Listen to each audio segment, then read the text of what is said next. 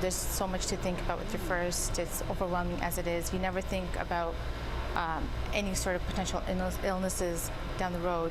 When Amna and Saqib Thantri were pregnant with their first child, Isa, there was already so much to consider. It wasn't until he was 2.5 and he was diagnosed with type 1 diabetes. And I was expecting my second child at that time. Type 1 diabetes is a condition in which the pancreas does not produce enough insulin, a hormone that converts sugar to energy.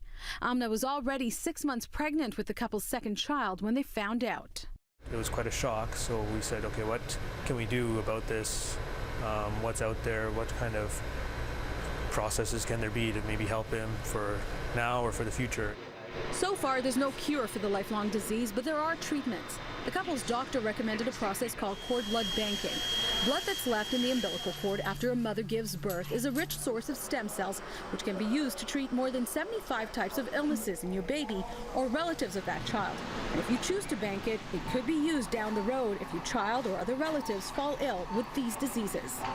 For example, retinoblastoma, which is a cancer of the eye, leukemia, and you can use a sibling's cord blood for that, thalassemias and sickle cell anemias, things that are really common in family histories. 1,600 cord blood units are stored in each of the tanks that you're looking at in this room, and Insception has 56,000 units that are stored in both the Mississauga facility and their other facility out west in Vancouver. This is where they're getting the cord blood unit all organized and prepared for harvesting out the stem cells.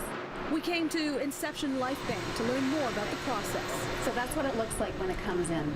The blood can be banked privately, which means you get to choose who benefits from it, or it can be donated to research so scientists can find cures for more diseases.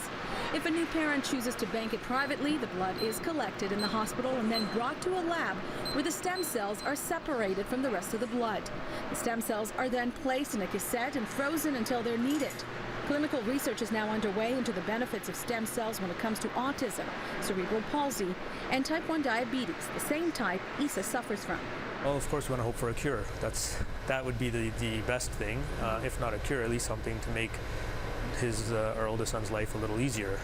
Maybe reduce his insulin dependency somehow, if not eliminate it.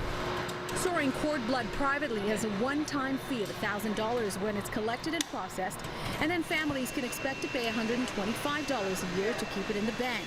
And while embryonic stem cell research is controversial because of its potential power to create or destroy life, the type of stem cells harvested from cord blood are considered to be adult stem cells that can only help regenerate specific tissues. Cord blood stem cells are adult stem cells. They're not embryonic. So that whole piece of ethics is a non-issue. For more information on cord blood banking, head to our website, citynews.ca. In Mississauga, I'm Galit Soloman for City News.